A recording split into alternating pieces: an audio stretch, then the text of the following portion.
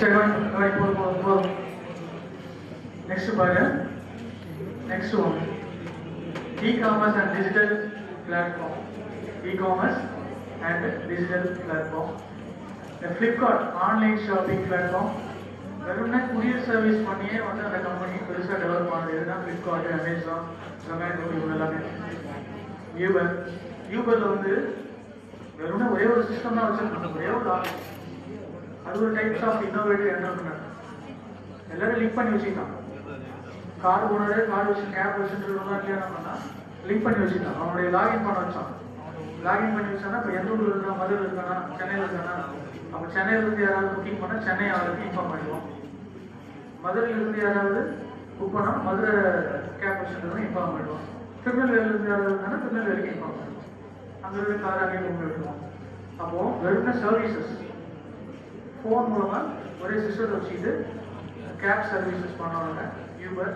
So online service இவங்களும் அதே போடலாம். டெலிவரி அண்டு ப்ராடக்ட்ஸ் டெலிவரி பண்ணுறோம். அதே குரியர் சர்வீஸ் தான் பண்ணாங்க. அது அவங்களுடைய இன்னோவேஷன். இ-காமர்ஸ் பிக்பாஸ்கெட் அடுத்த எக்ஸாம்பிள். அதுக்கடுத்து வாங்க ஃபைனான்ஷியல் இன்னோவேஷன். முன்னெல்லாம் பணம் அனுப்புறதுக்கு ரொம்ப கஷ்டம். பேங்க்கில் போய் நின்று ஒருத்தருக்கு அனுப்பணும். அதுக்கு டிமாண்ட் டிராஃப்ட் ஒன்று, டிமாண்ட் டிராஃப்ட், அப்புறம் செக்கு, டபுள் கிளாஸ் இதெல்லாம் நம்ம படிச்சுப்பீங்க. செக் போட்டு அமௌண்ட் அனுப்பிச்சு அது போயிட்டு கலெக்ஷன் ஆகி வரது 15 நாள் ஆகும். ஸோ அப்படிலாம் இல்லை. ஒரே ஒரு நம்பர், 4 நம்பர், பின் நம்பர் மட்டும் அமௌண்ட் போடுறது. அதெல்லாம் வந்து ஃபைனான்ஷியல் இன்னோவேஷன். ஸோ இந்த இன்னோவேஷன்லாம் வந்து ஒவ்வொன்றா வந்து கவர்மெண்ட் வந்து என்ஹான்ஸ் பண்ணி பீப்புளுக்கு ஃபெசிலிட்டிஸ் பண்ணுறது. இதில் இன்னும் நம்ம என்ன இன்னோவேஷன் பண்ணலாம்? இதை நம்ம யூஸ் பண்ணும்போது what are the difficulties you are facing, what are the solution which we can how to resolve the problems. அப்போ கொடுத்துருக்கிற இத்தனை இன்னோவேஷன்ஸில் என்னென்ன ப்ராப்ளம்லாம் நீ ஃபேஸ் பண்ணுற? எல்லா இன்னோவேஷன்ஸ்லையும் நீ ப்ராப்ளம் ஃபேஸ் பண்ண முடியாது. நீ பார்க்குற, நீ ஃபேஸ் பண்ணுற சில ப்ராப்ளம்ஸ் தான் நீ இன்னோவேஷன்ஸ் பண்ண முடியும். அப்போ நீ என்னென்னலாம் ஃபேஸ் பண்ணியிருக்கியோ அதில் என்ன இன்னோவேஷன் பண்ணால் இது பீப்புளுக்கு பெனிஃபிட் ஆகும். That is marketing. மார்க்கெட்டிங் வேறு, சேல்ஸ் வேறு. அப்போ மார்க்கெட்டிங் நீ பிடிச்சிட்டினாலே என்டர்பிரினர்ஷிப் சக்ஸஸ். என்டர்பிரினர்ஷிப்க்கு என்ன வேணும்? ஃபஸ்ட்டு இன்னோவேஷன்ஸ் வேணும். இன்னோவேஷன்ஸில் மார்க்கெட் வேணும். மார்க்கெட்டை பிடிக்கணும். அதுக்கப்புறம் தானாக சேல்ஸ் ஆகும். நீ போயிட்டு ஒன்றும் சேல்ஸ் பண்ண வேண்டிய அவசியம் இல்லை. சரியா? ஸோ இந்த பேடிஎம்மில் ஈஸியாக பேடிஎம் மணி, பேடிஎம் மணியில் இந்த ஸ்டாக் மார்க்கெட் பற்றி நம்ம காமர்ஸ் ஸ்டூடெண்ட்ஸுங்க ஸ்டாக் மார்க்கெட் பற்றி நிறைய தெரிஞ்சுக்கணும். பேடிஎம் மணி ஒரு ஸ்மால் சின்ன ஆப். எத்தனை பேர் மியூச்சுவல் ஃபண்ட்ஸு இதில் ஏதாச்சும் நான் ஒரு 500 ரூபா போட்டு வச்சுருக்கேன், 100 ரூபா போட்டு வச்சுருக்கேன், எல்லா எங்கள் அப்பா பண்ணியிருக்காங்க, அம்மா பண்ணியிருக்காங்க அப்படின்றது ஏதாவது தெரிஞ்சு சொல்லலாம்.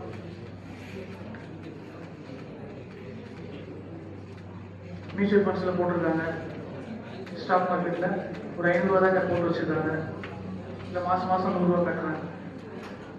நம்ம சேவிங்ஸ் பண்ணுறோம். கவனிங்க தம்பி, நம்ம சேவிங்ஸ் பண்ணுறோம். சேவிங்ஸில் கொஞ்சமான அமௌண்ட்டாக இருந்தால் எதில் போடுவாங்கன்னா போஸ்ட் ஆஃபீஸில் போடுவாங்க. அதான் பேசிக் சேவிங்ஸை நம்மளுக்கு தெரிஞ்சு வச்சுருக்கிறது போஸ்ட் ஆஃபீஸ் சேவிங்ஸ். அதில் எவ்வளோ பர்சன்டேஜ் இன்ட்ரெஸ்ட் கொடுக்கணும்னா 4% தான் கொடுப்போம். கரெக்டாக 4% தானே. பேங்க்கில் போட்டு வச்சுன்னா 6.75% கொடுப்போம். இன்ஃப்ளேஷனே வருஷத்துக்கு 8%. 8% இன்ஃப்ளேஷன் வருதுன்னா நீ அடுத்த வருஷம் 6.75% இன்ட்ரெஸ்ட் வாங்கினா போச்சு, நோ யூஸ். அப்போ இன்ஃப்ளேஷனுக்கு மேலே ரிட்டர்ன் வரணும். அப்போ அதுக்கான ஒரு இன்வெஸ்ட்மெண்ட்டில் தான் இன்வெஸ்ட் பண்ணணும். அப்போ பேங்க்குக்கு அடுத்தது என்னது? Shares, mutual funds. அதுக்கு அடுத்தது கோல்டு, சில்வர். சில்வர் என்ன ரேட் தெரியுமா? கிராமு. கோல்டு எங்கேயோ போயிடுச்சு. கோல்டு வாங்கினா போயிடுது. 1,07,000 ரூபா 9,000 ரூபா போயிடுது. வெள்ளி எவ்வளோ கிராம்? 404 ரூபாய் என்ன வருது? போன மாதம் 285 ரூபா. போன மாதம் 10 நாளைக்கு முன்னாடி 285 ரூபா கிராம். இப்போ 400 ரூபா. 120 ரூபா 30 ரூபாய் எதுக்கு ஒரு கிராம்? Gold, silver investment. அதுக்கு அடுத்தது land and building. Very good. சரி, அப்போ நம்ம வந்து ஆக்டிவாக இருக்காங்க. முன்னாடி ஆக்டிவாக பண்ணிக்கிறேன். பின்னாடி கவனிக்கிறாங்க, பாய்ஸ் சவுண்ட் போடுறாங்க சில பேர் ஒன்லி. சரி கவனி. அப்போது சேவிங்ஸ் வந்து ரொம்ப கம்மியான அமௌண்ட்டாக இருந்தால் போஸ்ட் ஆஃபீஸில் தான் போகும். 100 200 இருந்தால் போஸ்ட் ஆஃபீஸில் தான் போகும். அதை விட அதிகமாக இருக்குது. நான் வந்து மாதம் 1000 2000 சேவிங்ஸ் பண்ணுறேன் அப்படின்னா பேங்க்கில் போகணும். அதை விட சேவிங்ஸ் என்கிட்ட நிறைய இருக்குது. மியூச்சுவல் ஃபண்ட்ஸு ஷேர்ஸில் போகணும். அதை விட சேவிங்ஸ் என்கிட்ட நிறைய இருக்குது. 50,000 1 லட்ச ரூபா நான் மாதம் பணம் கொடுக்கணும். கோல்டு சில்வர் வாங்கி வைக்கணும். அதை விட என்கிட்ட நிறைய சேவிங்ஸ் இருக்குது. Land and building. அப்போது இந்த ஸ்டெப்பாக போகணும். சேவிங்ஸை ஸ்டெப்பாக கொண்டு போயிட்டு ஃபைனல் நிறைய பணம் இருக்கிறவங்க நம்ம என்ன பண்ணுவோம், லேண்ட் அண்ட் பில்டிங். எல்லாராலையும் பண்ண முடியாது வந்து ஸ்டாக் மார்க்கெட்டில் ஷேர்ஸ் வாங்க முடியாது. ஷேர்ஸை கொஞ்சம் தெரிஞ்சுக்கிட்டா தான். I have 15 years experience in stock market analysis. அதனால சொல்கிறேன், ஆஸ் அ ஃபேக்கல்ட்டி, காமர்ஸ் ஃபேக்கல்ட்டியாகவும் என்னால் அதுக்கான ஐடியாஸ்லாம் கொடுக்க முடியும். ஸோ இப்போ அந்த ஷேர்ஸு டேரெக்டாக நம்மளால் பையிங் அண்ட் செல்லிங் பண்ணுறது கஷ்டம். ஏன்னா அதில் இருக்கிற ரேஷியோ லிஸ்ட்லாம் தெரிஞ்சால் தான் நம்ம வந்து ஷேர்ஸ் வாங்க முடியும். அதுக்கு மியூச்சுவல் ஃபண்டு ஒன்று இருக்குது. அதுக்கு ஒரு ஃபண்ட் மேனேஜருக்கு ஒன்று இருப்பார். அவர் என்ன பண்ணுவார், நம்முடைய பணத்தை வாங்கி அவர் ஹேண்டில் பண்ணி ஷேர்ஸில் இன்வெஸ்ட்மெண்ட் பண்ணி ப்ராஃபிட் கெயின் பண்ணி 1% அவர் எடுத்துவார், மீதி நம்மகிட்ட கொடுத்துருவார். அதுதான் mutual fund. Mutually they are giving percentage of the return to the fund manager. Fund manager யாருன்னா சேரட் அக்கௌண்டன்ட். சேரட் அக்கௌண்டன்ட் தான் என்ன பண்ணுவான், ஃபண்ட் மேனேஜராக இருப்பான். நியர்லி ஒரு 30,000 crore ஆர் 40,000 crore அமௌண்ட்டை ஹேண்டில் பண்ணுவோம் ஜனக்கிட்ட வாங்கி. அப்போது நாம் என்ன பண்ணலாம், ஈஸியாக வந்து இந்த பேடிஎம் மணி அப்படின்ற ஆப் மூலமாக, அதுபோல் நிறைய ஆப் இருக்குது. ஷேர் கம்பெனியில் பேடிஎம் மணி இருக்குது, ஐசிஐசிஐ இருக்குது, நம்ம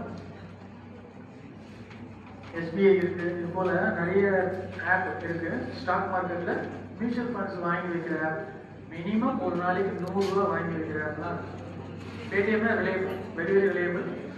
இதில் இது நீங்கள் லாகின் ரெஜிஸ்டர் பண்ணி PAN card Aadhaar card link பண்ணிவிட்டு அதுக்கப்புறம் அது மூலமாக மாதம் 100 ரூபா.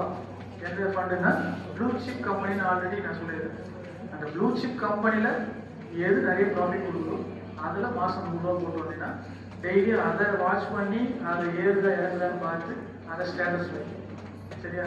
ஸ்டேட்டஸ் வச்சுன்னா கண்டிப்பாக நீ அதை வாட்ச் பண்ணிகிட்டே இருக்குதுன்னு அர்த்தம்.